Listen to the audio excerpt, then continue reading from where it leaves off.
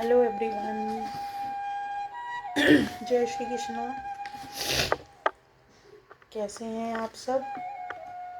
I hope सभी लोग बहुत अच्छे होंगे। सभी लोगों का ये भारतीय नववर्ष का पहला दिन, हमारा आज भारतीय साल का पहला दिन था। सभी का अच्छा बीता होगा। मेरा तो अच्छा बीता डेली के कंपैरिजन में, क्यों वो अभी बताऊंगी। और फिलहाल मैं कर रही थी, बुक लाई थी एक नई, उसका रिव्यू कर रही थी। मतलब थोड़ा सा थोरोली जाके देख रही थी कि क्या क्या है इसमें, क्या क्या नहीं। और चलो बता ही देती हूँ क्या कौन सी बुक लाई थी। तो ये मैं आज स्पेक्ट्रम की बुक लेके आई थी, आधुनिक भारत का इतिहास।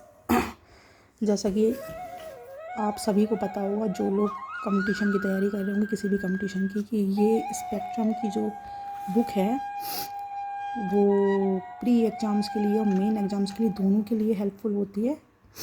चाहे आप यूपीएससी की तैयारी कर रहे हो, चाहे यूपीपीसीएस की, और ख़ासकर कि मेंस के लिए बहुत हेल्पफुल होती है।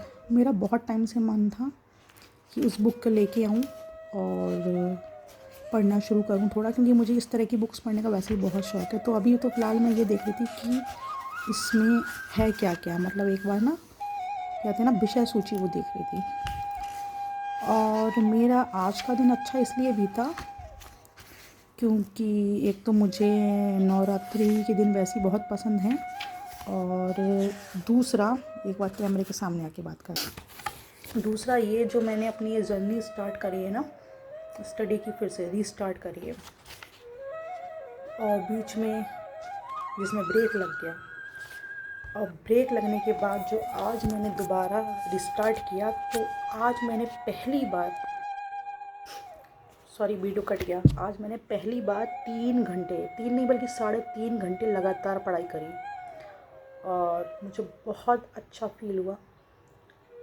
जब से जर्नी रीस्टार्ट करी है तब से लेके अब तक पहला दिन था कि मैंने 3.5 घंटे लगातार पढ़ाई की। और वो क्यों? क्योंकि मैंने जैसे कि आपको बताया था कि आज मेरा एमए हिस्ट्री का पेपर था, फर्स्ट पेपर, फर्स्ट ईयर का,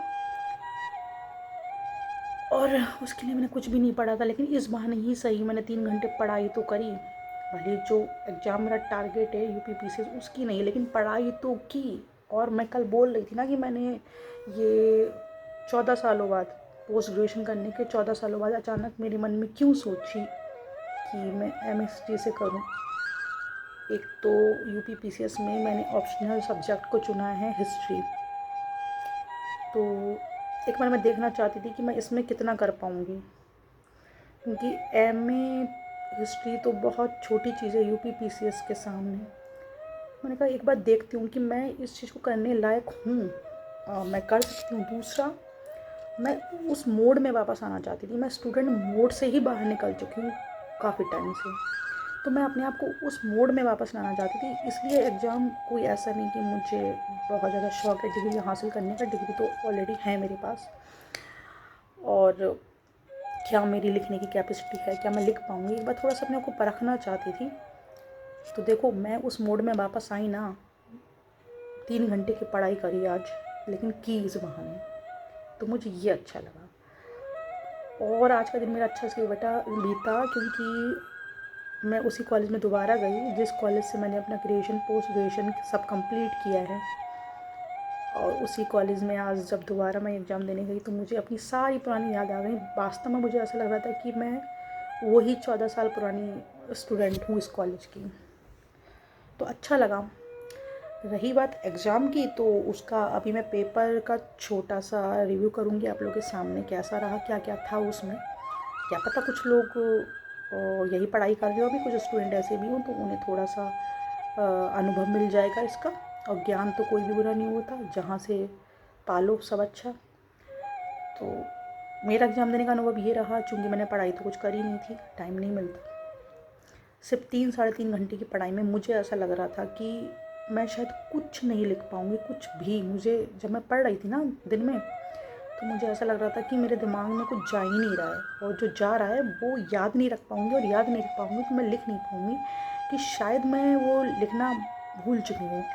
ऐसे तो मैंने एम कॉम के जब एग्ज़ाम दिए थे तो भी ऐसे 1-2 दिन पढ़ के दिए थे, क्योंकि at that time I was C student, तब मैं CA कर रही थी।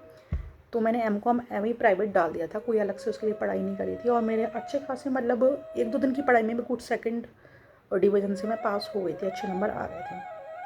बट चूँकि अब वो टाइम अलग था, अब टाइम अलग है। अब चूँकि उस मूड में ही नहीं थी, तो मुझे लगा मैं नहीं कर पाऊँगी। लेकिन जब मैंने आज एग्ज़ाम दिया, तो मैं ये तो नहीं कह रही मैंने बहुत अच्छा प्रदर्शन किया, लेकिन हाँ, मैं लिख पा रही थी। मैंने सारे क्वेश्चंस अटेम्प्ट किए।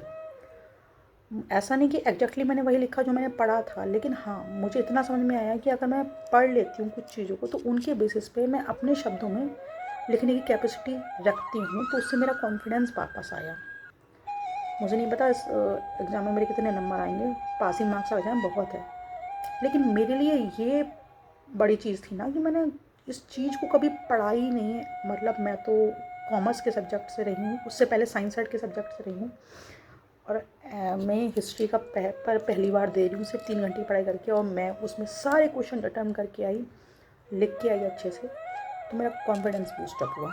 अब देख लेते हैं पेपर। तो आज का पेपर क्या था, कैसा था, आज इसी के ऊपर थोड़ी चर्चा करेंगे और फिर घर से करेंगे और बातचीत।